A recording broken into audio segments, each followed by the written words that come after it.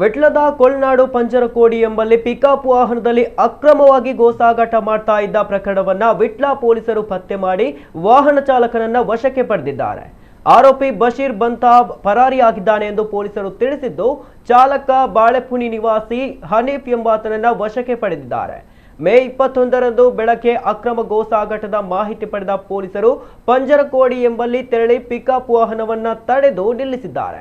ಈ ವೇಳೆ ವಾಹನಕ್ಕೆ ಬೆಂಗಾವಲಾಗಿ ಬಂದಿದ್ದ ಕಾರಿನಲ್ಲಿದ್ದ ಬಶೀರ್ ಎಂಬಾತ ಸ್ಥಳದಲ್ಲಿದ್ದ ಪೊಲೀಸರ ಪ್ರಾಣಕ್ಕೆ ಅಪಾಯವಾಗುವಂತೆ ತನ್ನ ಕಾರನ್ನ ಚಲಾಯಿಸಿಕೊಂಡು ಹೋಗಿ ಪರಾರಿಯಾಗಿದ್ದಾನೆ.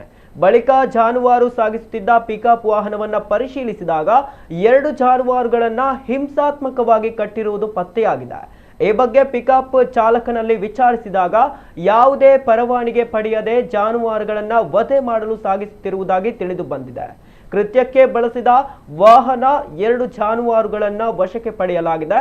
ಆರೋಪಿ ಚಾಲಕ ಹನೀಫ್ ಹಾಗೂ ಬಶೀರ್ ವಿರುದ್ಧ ವಿಟ್ಲ ಪೊಲೀಸ್ ಠಾಣೆಯಲ್ಲಿ ಪ್ರಕರಣ ದಾಖಲಾಗಿದೆ ಎಂದು ಪೊಲೀಸರು ತಿಳಿಸಿದ್ದಾರೆ.